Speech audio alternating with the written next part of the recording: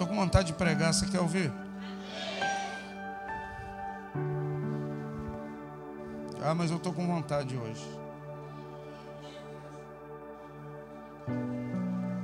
Ah, mas eu estou com muita vontade.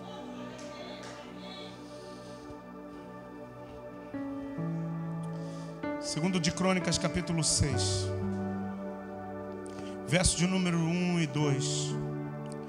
Então disse Salomão: o Senhor declarou que habitaria em nuvem espessa. Verso 2: edifiquei uma casa para a tua morada, lugar para a tua eterna habitação. Verso 2, repetindo: edifiquei uma casa para a tua morada, lugar para a tua eterna habitação. Olhe para o seu irmão e diz assim: hoje o convite é para você construir uma casa para o Senhor.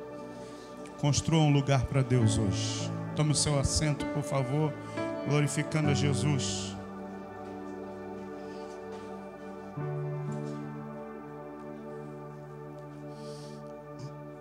Quero aproveitar o tempo que a gente tem, pois a gente ainda vai celebrar a ceia do Senhor hoje. Eu confesso para os irmãos que eu não sou bom e nem gosto de construção. Uma boa parte da minha infância eu passei numa casa sendo construída. Nos primórdios da humanidade, quando se colocava ladrilho, se chamava ladrilho. Quem lembra do ladrilho? Faz o exame de sangue, faz urgente. Hoje chama revestimento. Há um tempo atrás chamava azulejo. Você está rindo porque tu está pensando assim: eu tenho que ir mesmo fazer o exame de sangue. Os homens fazem o exame da próstata também, irmão. Faz o exame lá. Escuta aí, nos primórdios o ladrilho era pequenininho assim. Se não me engano era 15 por 15. Eram uns quadradinhos. E na casa que meu pai estava construindo, já estava um pouquinho mais avançado. E aí eu lembro que era 30 por 20. E os ladrilhos ficavam numa banheira de dar banho em bebê. Ficava de molho para colar melhor na parede.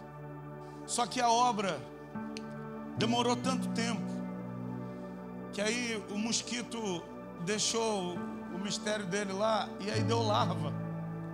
E eu ficava brincando e falava que era peixinho. Inocente. Dormi várias vezes perto de cimento, então eu detesto obra, irmão. Quando fala assim, vamos fazer obra, eu falo sangue do Cordeiro. E eu creio que Deus está trazendo para a igreja nesse tempo gente que gosta de obra, porque quando a gente for construir, eu vou falar: irmão, vem cá que eu vou orar por você. Eu vou estender a mão, eu vou orar e Deus vai abençoar essas pessoas. Elas vão ter ideias assim mirabolantes. Eu não tenho ideia, irmão. Eu só quero um lugar para me pregar e um monte de cadeira para a gente encher. Som eu gosto de mexer, agora a obra não. E Deus está trazendo essa turma. Mas eu quero falar hoje sobre edificar uma casa, construir um lugar. Mas esse lugar não é um lugar físico, não é uma casa de alvenaria, não é um espaço geográfico. Eu quero falar hoje da gente construir um lugar espiritual para Deus e convidar Jesus para fazer parte desse lugar, e convidar o Senhor para estar junto conosco, e convidar o Espírito Santo para fazer morada no nosso meio. Você está entendendo isso? Agora, para a gente construir esse lugar, a gente precisa obedecer alguns princípios. Número 1, Ele não habita em lugar sujo.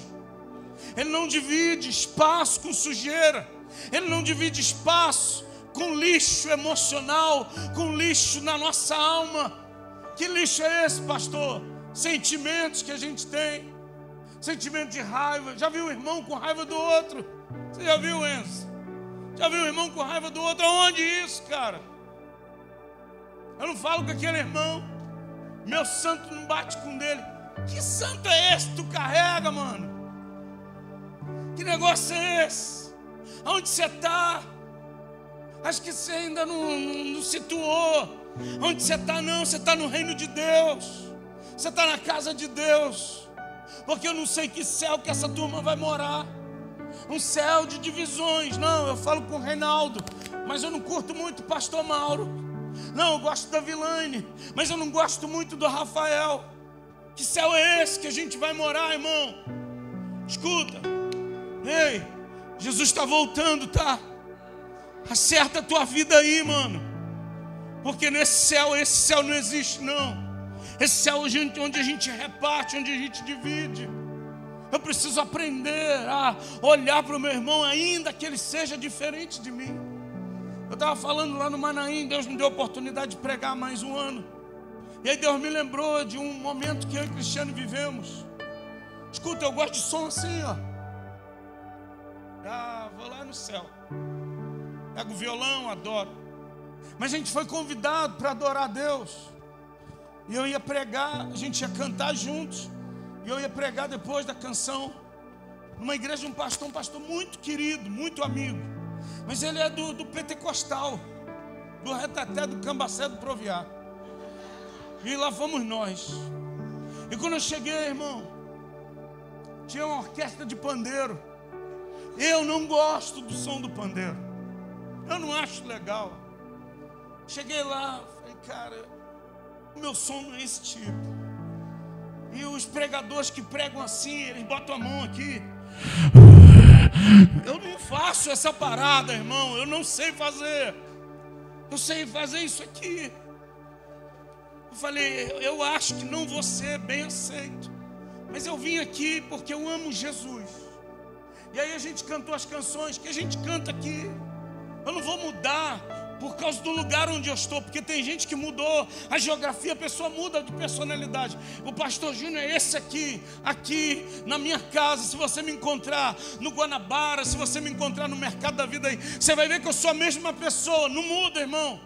Se eu for para uma outra igreja, mesma atitude, mesma ação. E eu cantei do jeito que a gente canta aqui. Eu falei, Deus, acho que eles não estão a fim de ouvir meu jeito de pregar. Mas eu vim aqui, eu estou com vontade de pregar. E preguei aquele dia. E o pessoal achou que eu era tradicional. E glória a Deus por ser tradicional.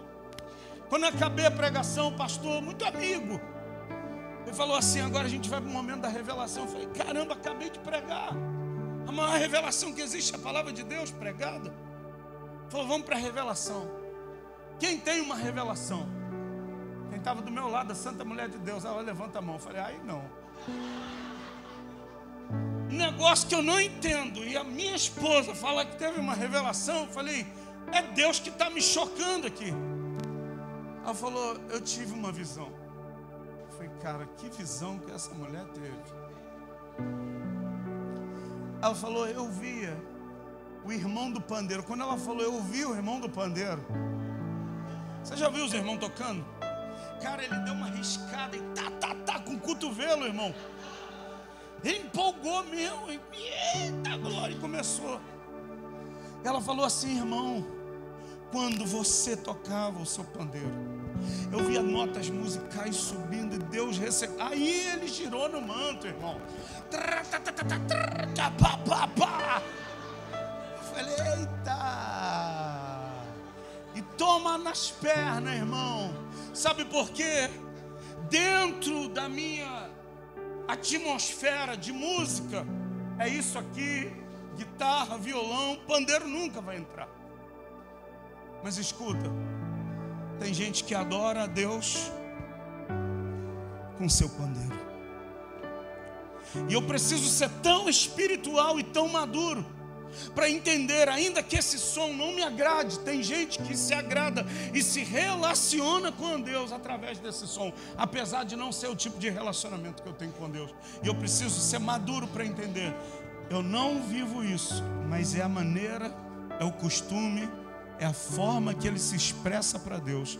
E quando chegar no céu, não vai ter som de worship, parede preta, o pessoalzinho com crachá.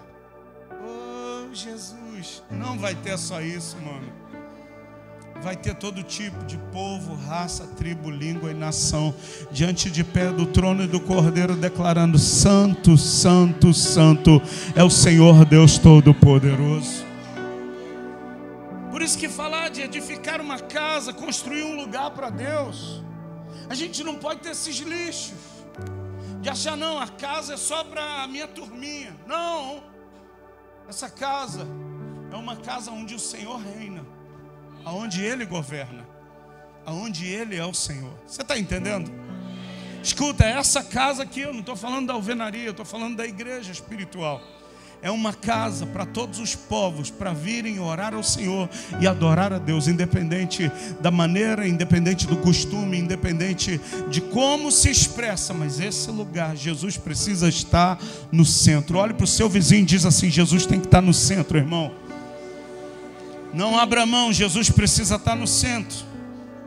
Mas Ele só fica no centro quando a gente bota o lixo para fora. Agora olha para o outro que você já falou para um, fala para o outro aí, tem que jogar o lixo fora. Fala assim, ó, o lixeiro está passando hoje, bota o lixo para fora, irmão. Esse lixo mal cheiroso tem que jogar fora. Obrigado por um amém. Tem gente que concorda que o lixo tem que ir embora, irmão. É horrível a gente habitar numa casa mal cheirosa. É horrível a gente estar num lugar fétido. É horrível a gente estar num lugar onde tudo está fora, sabe, do lugar. Ontem a gente estava lá ajudando o Reinaldo Villani fazendo a mudança deles. Eu falei, mudar é ruim, né, cara? Pastor, é muito ruim. Escuta, já mudei algumas vezes. A pastora falou aqui pela manhã e eu quero afirmar. E a Bíblia disse: dois concordarem na terra a respeito de qualquer coisa. Senhor, eu não quero mudar agora. É muito ruim mudar. Eu não gosto de mudar coisas de lugar dentro de casa. Essa mulher, se puder, toda semana ela muda de lugar. A cama, um dia eu chego em casa, está de um lado, outro dia chega, está do outro. Daqui a pouco ela vai arrumar um jeito de botar pendurado e a gente ficar amarrado junto lá namorando, irmão. Porque cada dia ela arruma um lugar para botar a cama. Eu falei, Cristiane, deixa aqui, eu já estou acostumado aqui. É novidade só de vida, mas a cama deixa ela no lugar dela. Escuta, irmão. Essa casa que a gente precisa construir, e o Espírito Santo só vai vir habitar se a gente preparar um ambiente. Ele vem e Ele quer vir, mas o ambiente quem prepara sou eu e você. Eu vou repetir, Ele vem, Ele quer vir, mas o ambiente quem prepara somos nós. Eu quero que você pense comigo, quantas pessoas entram e saem da igreja, a vida não muda, não tem mudança de vida. Escuta, evangelho é mudar a gente, não de fora para dentro. O evangelho muda a gente de dentro para fora. Pastor, por que o senhor fala isso? Porque eu sou resultado, produto do evangelho. Jesus me mudou e está me mudando de dentro para fora. Pensa o cara que brigava por tudo, irmão. Aí, ó, uma voz. Verdade.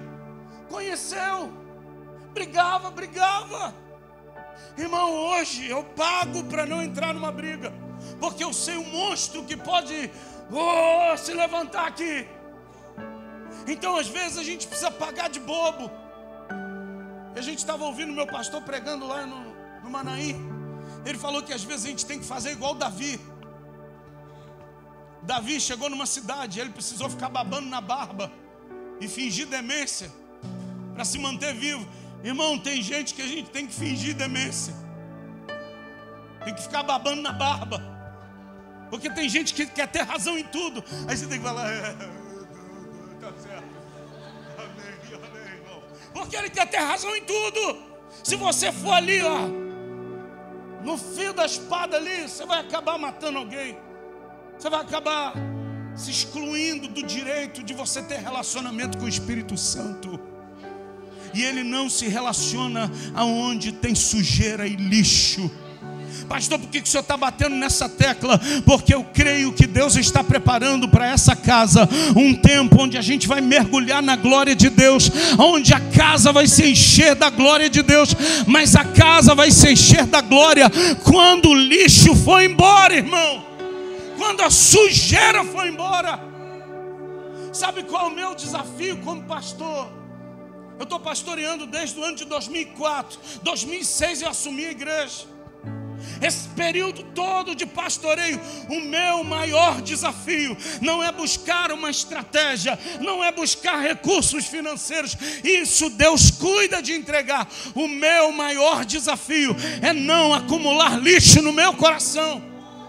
Todo dia eu luto contra isso. Todo dia bravamente eu luto. Eu não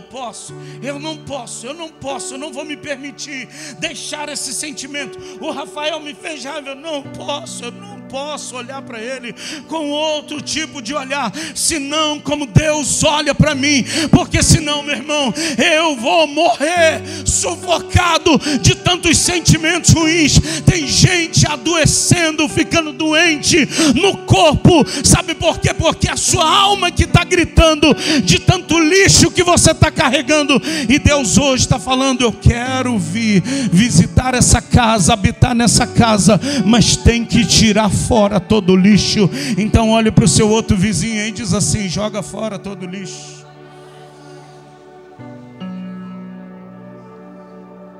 Casamentos acabam por causa de lixo. Sociedades se desfazem por causa de lixo. Pasme, igrejas fecham por causa de lixo. Tempos atrás,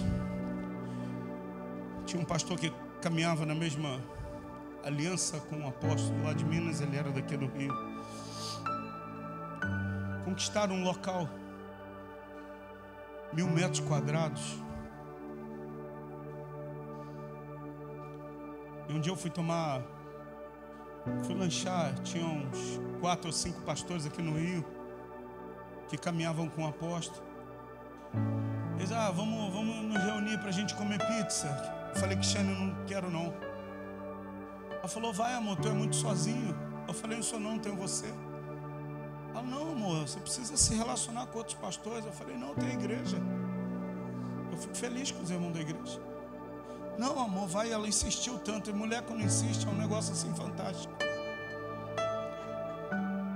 Eu falei: tá bom, Cristiano, eu vou, para você nunca mais falar que eu ando sozinho. Fui, peguei o carro, fui lá na pizzaria, eles já estavam lá. Quando eu cheguei na pizzaria, o comentário foi: chegou o irmão tradicional. Eu falei: olha, não sei se o que vocês estão falando é um elogio ou é algo pejorativo, mas eu quero assim mesmo agradecer. O meu sangue já começou a subir, a veia dilata aqui, fica inchado aqui. Eu falei: cara, o que eu vim fazer aqui, cara? Eu falei: e aí, já pediram a pizza? Vamos comer, porque gordinho gosta de comer, irmão. Já pediu, tá chegando. Eu falei: então vou sentar que eu vou comer. Enquanto a pizza não vinha, aí um pegou o tablet, falou: e aí, como é que tá a tua igreja lá, mané? Eu falei: ué, ele tá falando comigo mesmo? Mané? Eu falei: ô seu mané, a igreja vai bem, mané. Aí depois eu falei: caramba, olha eu vacilando. Eu falei: ô irmão, a igreja vai bem, desculpa aí. Aí o outro falou assim: o Júnior é muito tradicional, cara, a igreja dele vai devagar. Aí eu respirei, eu falei: e a pizza, é calabresa ou mussarela? Aí o outro insistiu, falou: aí mané, ó a igreja como é que tá cheinha. Pegou a foto e me mostrou. Aí eu falei: ô querido, parabéns pelo sucesso da sua igreja, fico muito feliz. Ele: mané, já compramos umas 100 cadeiras e já não dá mais ninguém, mané. Eu quase botei a mão no ombro dele e falei: a próxima vez que você falar mané, você vai perder metade dos teus dentes.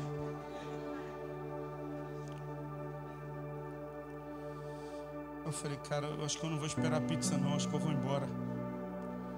Vou ficar com a minha esposa, é melhor. Eu comi uma fatia de pizza e saí voado daquele lugar. Resultado, o que me chamou de tradicional, a esposa dele traiu ele, o casamento dele acabou, a igreja dele fechou. O outro que me chamava de mané, o casamento dele acabou, a igreja dele também fechou. E o Mané continua pastoreando já tem mais de 15 anos. E o Mané continua cuidando da igreja de Jesus. Então às vezes seja Mané, mas seja cheio do Espírito Santo. Seja um Mané cheio de Deus. Porque tem gente que não vai entender o que Deus quer fazer na sua vida. Mas entenda, eu estou construindo uma casa para Deus. Vai ter gente que não vai entender a construção que você está fazendo, vai te chamar de Mané. Mas diz assim, é melhor ser Mané construindo algo para Deus do que ser o espertalhão e acabar mal na foto. Então quero dizer para você, nós estamos construindo algo para Deus nesse lugar. Eu sei que quando a gente se propõe a construir algo para Deus, a gente vai ser alvo de críticas. Eu sei que quando a gente se propõe a construir algo para o Senhor, a gente vai sofrer perseguições no meio da jornada. Mas escuta, não acumule lixo no seu coração. Não acumule lixo no seu coração. Vou repetir pela terceira vez. Não acumule lixo no seu coração, meu irmão. Porque esse lixo que você acumula hoje pode ser um impedimento da construção linda que Deus sabe que é proporcionar para que você construa um lugar para Ele. Ele vai vir fazer morada, e essa morada que Ele vai vir fazer vai proporcionar para você um tempo extraordinário de Deus na sua vida. Eu posso ouvir um amém seu? Escuta, quem constrói a casa é Salomão, mas eu queria que você desse um pulinho lá no livro de 2 Samuel, capítulo de número 7. 2 Samuel, capítulo 7. Você está comigo aí, sim ou não? Aguenta me ouvir mais umas 3 horas? Obrigado. 2 Samuel, capítulo 7. Versículo de número 1 diz assim: sucedeu que, habitando o rei Davi em sua própria... Aonde? Na sua própria casa, tendo-lhe o Senhor dado descanso de todos os seus inimigos ao seu redor, disse o rei ao profeta Natã: olha, eu moro numa casa de cedro, a arca de Deus se acha numa tenda.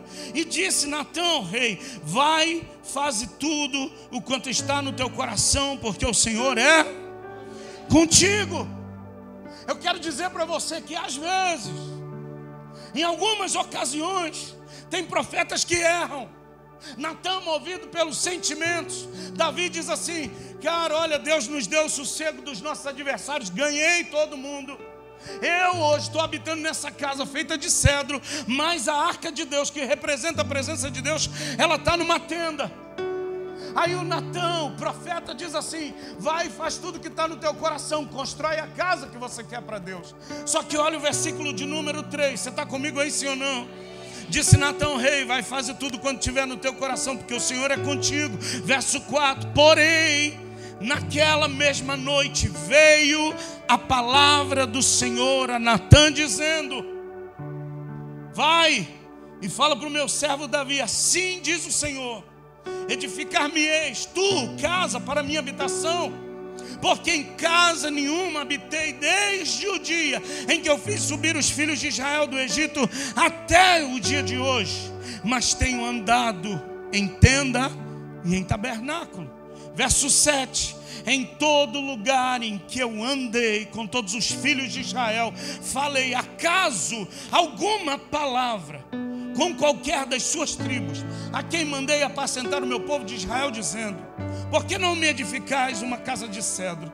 Agora, pois, assim dirás ao meu servo Davi: assim diz o Senhor dos Exércitos: tomei-te da malhada de trás das ovelhas, para que fosses príncipe sobre o meu povo, sobre Israel. Eu fui contigo por onde quer que andaste, eliminei os teus inimigos diante de ti, fiz grande o teu nome, como só os grandes têm na terra. E eu quero dizer, meu irmão, Deus faça o teu nome grande, como só os grandes têm na terra.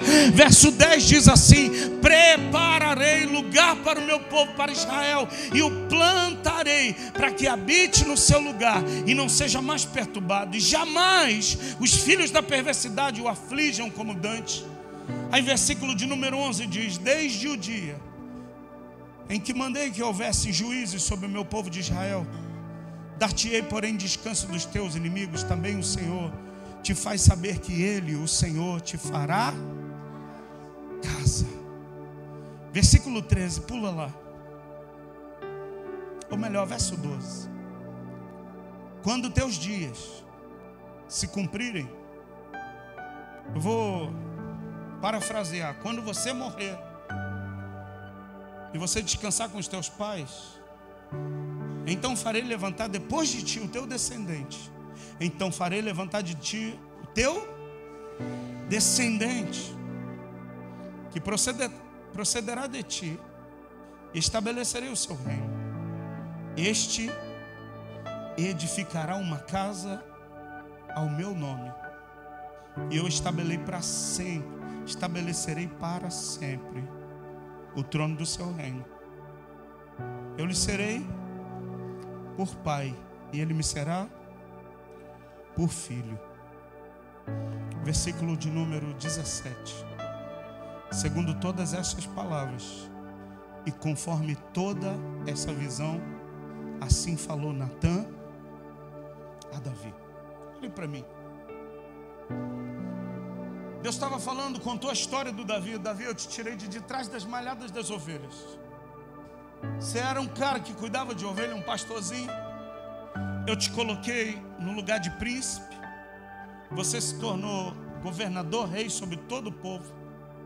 Estabeleci o seu reinado. Eliminei todos os teus inimigos.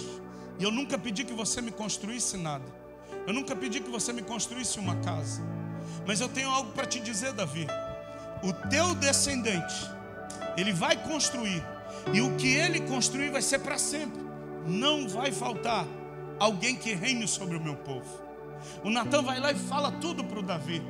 O sucessor de Davi, na linha sucessória, era o filho dele chamado Salomão. E eu quero que você volte lá para segunda Crônicas, capítulo de número 5, versículo de número 2.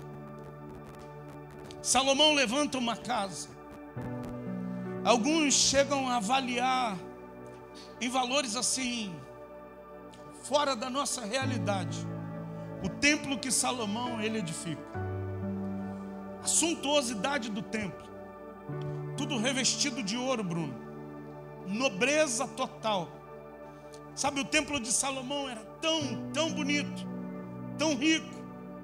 Todo mundo que passava, e a história do que estava acontecendo no reinado de Salomão foi tão longe que uma rainha da África, chamada Rainha de Sabá, ela vem para conhecer aquilo que ela chegou aos ouvidos dela, de tanta glória e de tanta riqueza do reinado de Salomão. Escuta, o texto diz, versículo de número 2 do capítulo 5, você está comigo? Congregou Salomão os anciãos de Israel e todos os cabeças das tribos, os príncipes das famílias dos israelitas, em Jerusalém, para fazerem subir a arca da aliança do Senhor, da cidade de Davi, que é Sião, para o templo. Todos os homens de Israel se congregaram junto ao rei na ocasião da festa. Eu vou repetir, o verso de número 3 diz assim: todos os homens de Israel se congregaram junto ao rei. Eu quero dizer para você, construir uma casa não é a gente fazer nada sozinho. A gente sempre vai precisar de ajuda de alguém. Olhe para o seu irmãozinho e diz assim: eu vou precisar da tua ajuda, meu irmão. Escuta, no reino de Deus não tem carreira solo. No reino de Deus não tem, sabe, uma andorinha só voando sozinha. Não, no reino de Deus, a bênção que vai alcançar a minha vida passa pela sua. A bênção que vai alcançar a tua vida passa pela minha, meu irmão. A bênção de Deus sempre vai encontrar um canal. Sempre vai encontrar um veio para nos alcançar. Quando eu fui casar com a Cristiane, a gente só tinha amor, eu já falei várias vezes aqui. Mas a bênção de Deus passou pela vida de uma senhora que conheceu a minha história dela. E Deus tocou na vida dessa mulher. Essa mulher deu o vestido para ela, vestiu a família da Cristiane toda. Escuta, ela queria bancar a festa, ela pagou um monte de coisa, eu, sem graça. Eu falei: senhora, não precisa, por favor. Ela falou: Deus me mandou fazer isso por vocês. Eu não sei o porquê, ela não congregava na mesma igreja que a gente, ela não nos conhecia a fundo, ela não sabia a nossa história, mas ela ouviu falar daquilo que a gente queria fazer, e ela decidiu, tocada por Deus, Deus abençoar a nossa vida. E nós nos casamos, sabe por quê? Porque alguém foi um instrumento de Deus para a bênção de Deus chegar. A gente estava conversando esses dias a respeito dos jovens da igreja. Ela falou assim: amor, nós precisamos ajudar os jovens da igreja. Eu falei: temos mesmo. Ela falou: porque quando nós estávamos para noivar, teve uma senhora que ela foi um instrumento de Deus para nos abençoar. Aqui eu carrego a aliança até hoje. A gente não tinha grana. Eu falei: Cristiano, a gente tem que ficar noivo, mas eu não tenho dinheiro para nada, eu não tenho grana. Como é que vai ser? E ela sempre foi da oração. Ela falou assim: vamos orar, Deus vai abrir uma porta. Chegamos domingo de manhã na igreja. A gente tinha escola bíblica dominical chamada EBD.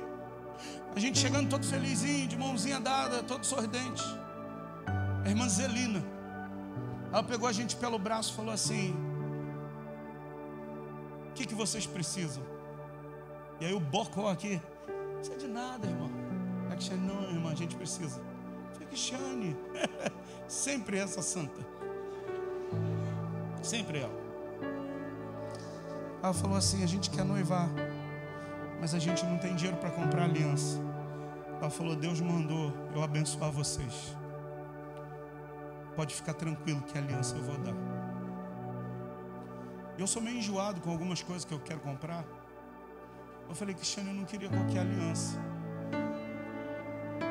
Eu queria uma aliança assim, simples, mas do jeito que eu queria. Eu falei: e agora? Ela falou assim: amor, se Deus falou com ela que é para nos abençoar, vai ser do jeito que a gente pediu, Senhor. Eu falei: então, amém, vamos descansar. No outro culto, ela falou: olha, eu não sei qual o gosto de vocês, então nesse envelope aqui tem um valor que eu acredito que dê para comprar as alianças de vocês. Eu falei: irmão, eu queria logo ir para o banheiro, irmão, para abrir aquele envelope. Quando a gente abriu o envelope junto, ela falou: amor, tem dinheiro à beça aqui. Eu falei: louvado seja Deus. Irmão, a gente comprou a aliança do jeito que a gente queria, ainda deu para pagar a prestação da geladeira que a gente estava pagando. Ainda sobrou um dinheiro para comprar uma fatia de pizza para você, não foi? Que tu não me deu um pedaço. Escuta, irmão, a bênção de Deus para alcançar a minha vida vai passar por você. E a bênção de Deus na sua vida para te alcançar vai passar pela minha vida. Agora, quando a gente se isola, tem uma arma que Satanás usa chamado isolamento. Geralmente quem se isola é orgulhoso. Eu vou repetir porque a espada vai entrar doendo agora. Geralmente quem se isola é alguém orgulhoso e soberbo, porque acha: eu resolvo a parada sozinho. Vai morrer sozinho. Porque a bênção de Deus na nossa vida sempre vai passar por alguém. Pastor, por que o senhor está dizendo isso? Porque eu era esse orgulhoso. Porque eu era esse arrogante, nariz em pé. Eu era esse cara que achava que não precisava de ninguém. E Deus me abateu e me quebrou. Para mostrar você, para ser um pastor, você precisa aprender a viver na minha dependência. E viver na minha dependência, eu preciso arrancar o seu orgulho. Essa mesma irmã que abençoou a Cristiane, ela foi um instrumento de Deus para quebrar o meu orgulho. Que ela chegou na igreja, eu só tinha uma blusa cor de abóbora, uma calça jeans e um sapato surrado. Ela chegou na igreja com um saco da Colurbe, cheio de camisa quadriculada. Falou assim: filho do pastor, essas blusas aqui Deus falou que é para te dar. Eu falei: não é Deus nada. Um monte de blusa quadriculada, irmão, parecia cantina italiana. Cara, aquilo me envergonhou tanto. A Cristiane falou assim: amor, deixa Deus tratar você. Porque meu pai tinha uma certa condição, ele levava a gente para as lojas. Na época era a loja dos playboyzinhos da época. Cantão, Ciclone. Aí eu usava a roupinha da marca Pier. É coisa do pessoal bem velhinho, sabe? A Érica tá balançando a cabeça assim, ó. Vai fazer o exame de sangue, irmão. Escuta, meu pai chegava na loja e falava: escolhe o que vocês querem. Aí quando Deus falou: antes de você escolher o que você quer, eu preciso abater o seu orgulho. Pastor, o senhor está falando para mim, o senhor está jogando indireta para mim? Não, estou jogando direto para você. Eu estou falando direto com você, sabe por quê? Deus quer tratar a sua vida para você aprender a ser humilde, porque só esses Deus exalta. O soberbo Deus abate, o soberbo Deus quebra o soberbo, mas o humilde Deus o exalta e o coloca em lugares de destaque. Deus vai exaltar a vida de alguns aqui. Deus tem uma exaltação para aqueles que se humilham diante da potente mão dele. Mas escuta, não é sozinho, é junto que a gente vai vencer essa parada. Olhe para o seu vizinho e diz assim: eu vou precisar de você, meu irmão. Agora dá uma olhadinha para ele assim, com o canto do olho, e fala assim: tu também vai precisar de mim, seu santo.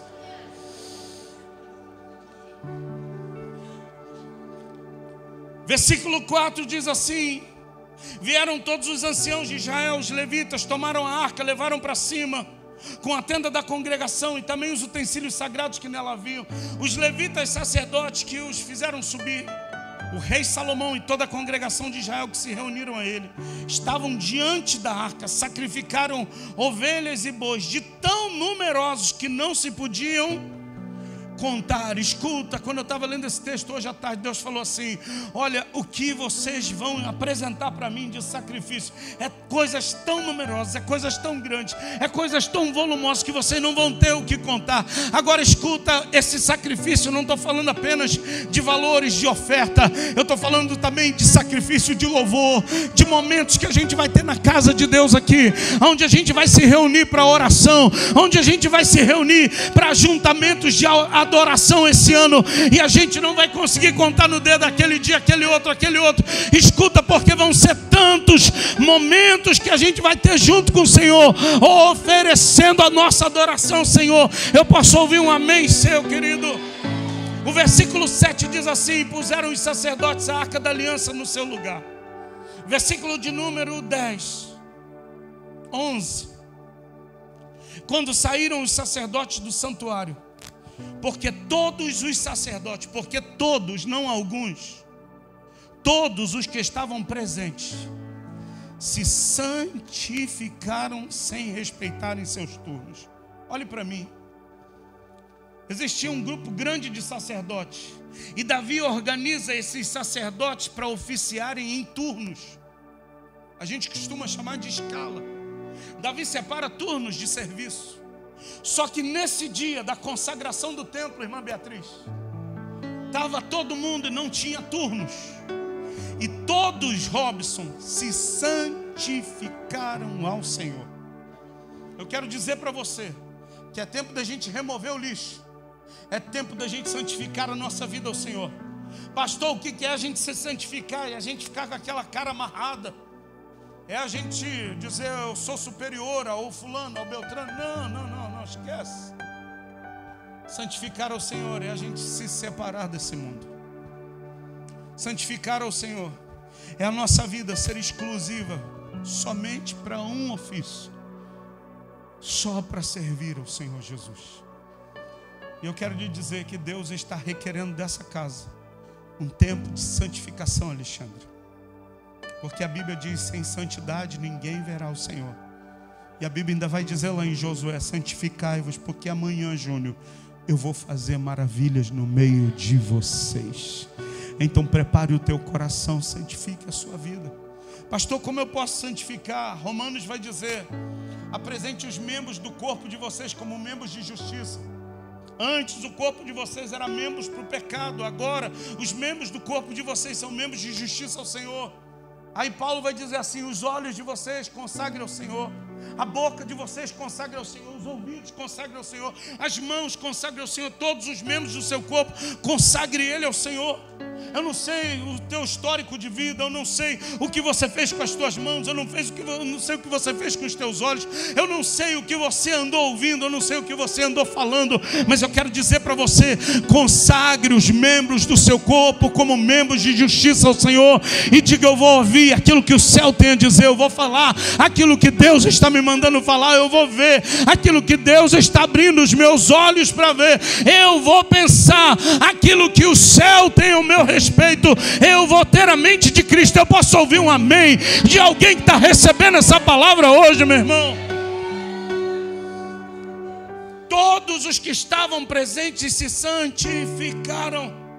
Isso me faz lembrar um texto. Lá na frente vai dizer: quem comigo não ajunta. Escuta, a gente está chegando um tempo que quem comigo não ajuntar, quem com o Senhor não ajuntar, Ele vai espalhar. Porque é tempo de santidade nessa casa. É tempo da gente santificar a nossa vida. Pastor, por que o senhor está falando isso? Escuta, o Espírito de Deus está gerando isso no meu coração. É um tempo onde Deus está separando a igreja para nos santificar. Porque isso vai anteceder uma bênção que está para se manifestar sobre a nossa vida como igreja. Um crescimento que a gente espera, um avivamento que a gente deseja. Mas os sacerdotes precisam estar preparados. Então bata no ombro do seu irmão e diz assim: esteja preparado, meu irmão. Prepare-se para o que Deus vai fazer. Versículo 12 diz assim: quando os levitas, que eram cantores, isto é, Asaf, Ema e Jedutum, e os seus filhos e irmãos, vestidos de linho, estavam de pé para o oriente do altar. Para onde? Abra a sua Bíblia, Ezequiel capítulo 47. Ezequiel está tendo uma visão. E nessa visão, a Bíblia diz que umas águas correm por debaixo do limiar e vão na direção do oriente. Ezequiel capítulo de número 43 diz que tem uma porta aberta, e essa porta dá na direção do oriente, e diz que é de lá que vem a glória de Deus. Daniel orava 3 vezes ao dia, e ele abria a janela que dava, sabe para onde? Para a direção de Jerusalém, que é a direção do oriente. Pastor, o que significa a direção do oriente? É a gente andar na direção da glória de Deus, meu irmão. Eu quero te dizer, é tempo da gente tirar o lixo, é tempo da gente construir uma casa para Deus, mas é tempo da gente santificar a nossa vida, e é tempo da gente, tudo que fizermos, apontar para um único propósito. Nós estamos indo na direção da glória de Deus. Por que a gente está distribuindo pão? É para a glória de Deus. Por que a gente está distribuindo cesta básica? É para a glória de Deus. Por que nós estamos fazendo célula? É para a glória de Deus. Por que tem reunião de oração? É para a glória de Deus. Nada é para mim e para você, nada é para que o homem fique em evidência, mas é tudo para a glória de Deus. Você está entendendo isso hoje, querido? O texto diz que eles estavam de pé, olhando para o oriente, com símbolos, alaúdes, harpas, e com eles 120 sacerdotes tocavam as suas trombetas. E quando em uníssono, ou seja, no mesmo tempo, no mesmo som. Escuta, não era alguém estar lá na frente, o outro está aqui atrás. Não era alguém estar falando A, o outro está falando B. Não era um estar se movendo para a direita e o outro para a esquerda. Não. Eles estavam em uníssono, eles estavam juntos. Tem uma bênção quando a gente se move junto. Tem uma bênção quando a igreja começa a se mover na mesma direção. Quando a igreja começa a se mover na mesma direção, os céus começam a se mover na nossa direção. Eu vou repetir para você: quando a igreja começa a se mover na mesma direção, os céus se movem na direção da igreja.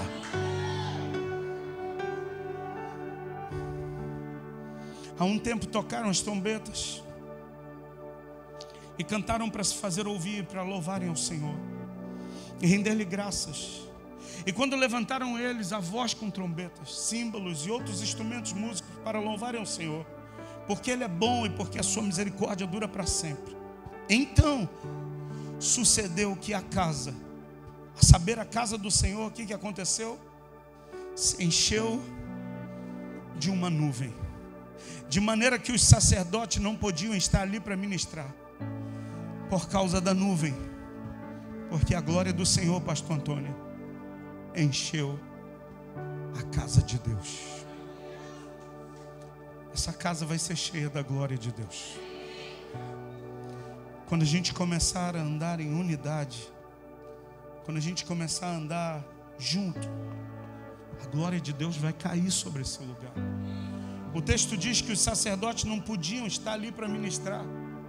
Eles caíam literalmente, porque a glória de Deus, ela tem um peso. E quando o peso da glória de Deus vem, a gente não consegue resistir a esse peso. O pastor mostra isso na Bíblia. Daniel, ele começa a orar e a glória de Deus vem sobre ele. Ele cai, e o texto vai dizer que ele cai como se tivesse morto. Só que alguém põe ele de pé. Eu quero dizer para você que a glória de Deus venha, e que tudo que é do homem caia, e que só o que é de Deus fique, permaneça de pé, inabalável, meu irmão. O texto diz que a glória enche a casa. Mas a profecia lá que foi feita por Natã era: olha, o teu descendente vai construir uma casa, mas vai ser para sempre. Agora dá um nó quando a gente vai ler esse texto, porque o Salomão levanta o templo anos depois, Sérgio. Diz a Bíblia que o templo de Salomão, Bruno, foi derrubado, mas a profecia do Natã era que o templo permaneceria de pé para sempre, e sempre teria alguém para reinar. Então a profecia do Natã errou. Eu quero dizer que não, porque lá no Novo Testamento, no Evangelho de Marcos, capítulo 10, verso de número 46, Jesus está passando com a sua turma, e tem um cego na beira do caminho. Esse cego, Raíssa, ele estava ali pedindo esmola. Quando ele ouve falar que era a turma de Jesus, Juliana, ele começa a gritar. E o grito do cego não era: ó Jesus de Nazaré.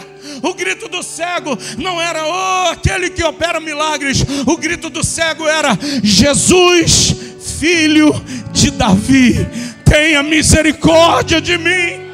Escuta, o cego tem uma palavra de revelação na boca dele, porque ele consegue reconhecer: esse é aquele que vai levantar um templo, mas não é um único templo, é o templo, é o outro templo, é o outro templo, e esse templo vai permanecer até o dia da volta de Jesus. Você está entendendo isso hoje, meu irmão?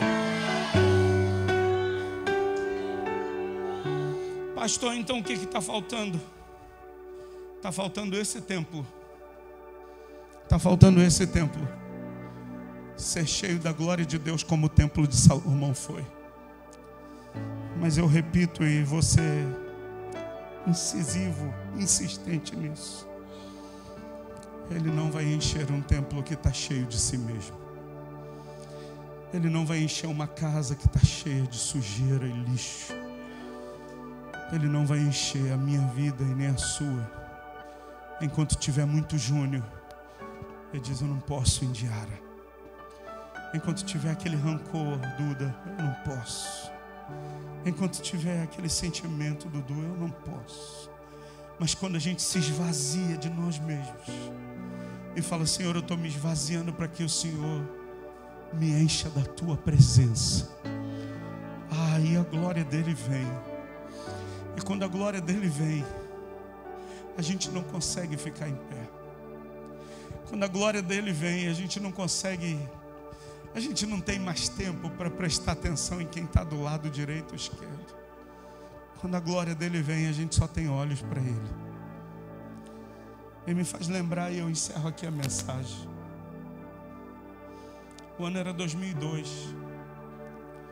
Eu estava assumindo a igreja por 30 dias, que meu pai sofreu um AVC. E eu falei: pai, o senhor nunca tirou férias. Tirei as primeiras férias ministeriais do senhor. Eu sabia pouquíssimo da Bíblia, mas eu tinha um coração tão apaixonado por Jesus. Ele falou: meu filho, mas como vai ser? Eu falei: pai, não importa. Eu dou um jeito, mas a sua vida vale mais do que o templo, vale mais do que qualquer coisa. Você recupera. E deixa eu com a Cristiane, o Alex aqui. E a gente vai ficar um mês aqui trabalhando. E quando o senhor estiver recuperado, o senhor retorna. Irmão, eu não sabia pregar. Não sabia o que falar. Eu fui para casa e eu li a Bíblia. Eu lia, eu chorava, eu lia a Bíblia. E Deus me deu uma palavra. Eu falei, meu Deus, mas é tão duro isso que o senhor está falando. Será que é algo do Júnior mesmo? Ou é o Senhor? Eu lembro, era um culto, domingo de manhã, a igreja estava cheia. E tinham visitantes aquele dia. Eu era rude para falar. Eu era duro. Eu não sabia me expressar direito, mas eu tinha paixão por Deus. E eu preguei a palavra, que Cristiane se contorcia no banco. E Deus falou, agora você vai fazer o apelo. Eu fiz o apelo com muito temor. E naquela manhã 6 irmãos, 6 pessoas estavam rendendo as vidas a Jesus e confessando publicamente Jesus como Senhor e Salvador da sua vida. De noite, era outra pessoa que ia pregar, eu não lembro se era o Alex. E teve gente se convertendo de novo. E no outro domingo, mais gente se convertendo. E no outro domingo, mais gente se convertendo. Não se tratava de uma figura, se tratava da presença dele que estava no ambiente.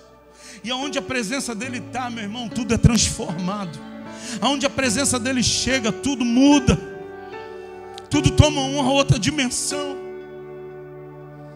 E naquele último, era o último domingo, estava tendo um congresso de avivamento numa igreja em Nova Iguaçu. E a gente participou, eu participei com a Cristiane na sexta, participei no sábado. Eu queria muito estar no domingo, mas eu tinha que estar aqui em Realengo. Eu falei, Cristiane, quando acabar o culto, a gente sai correndo. A gente não tinha carro, não existia Uber. A gente foi correndo para o outro lado de Realengo para pegar o 432 que ia para Nova Iguaçu. Pegamos o ônibus, saltamos na porta da igreja, já era 10 horas da noite. 2 doidos. A gente falou, tomara que ainda tenha fogo lá. E quando a gente chegou, a porta da igreja aberta, irmão, parecia um campo de batalha, todo mundo caído no chão. Na entrada da igreja tinha uma menina com a cara na parede, e ela dançava sozinha. E eu falei, cara, que doideira. Quando eu entrei, fiquei todo arrepiado igual eu estou agora. Eu falei, meu Deus, o Senhor está aqui nesse lugar. E tinha um cara que eu tinha ele como uma referência na música. Ele tocava violão, e ele estava lá em cima com o violão dele muito doido tocando. E daqui a pouco ele tirou o violão e começou a orar pelas pessoas. E eu estava parado no meio da igreja, uma igreja muito grande. Eu falei, Deus, eu quero te pedir uma coisa. Eu quero o que ele tem na vida dele, eu quero na minha vida. Eu não vou lá no altar. Traz ele aqui. Se isso é algo da minha cabeça, ele não vai vir.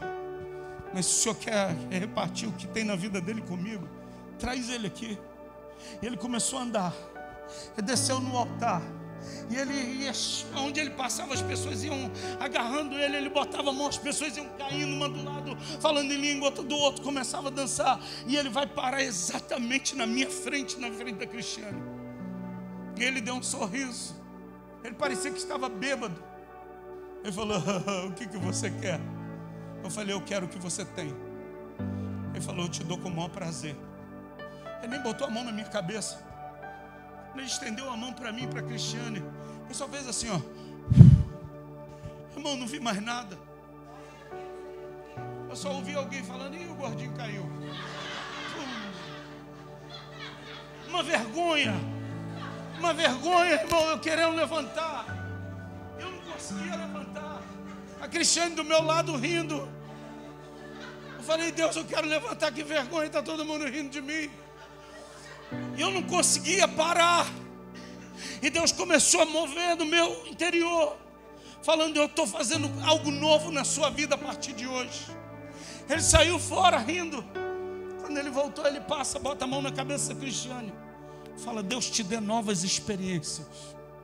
Aí ela ficou muito doida, girava no manto mortal para trás.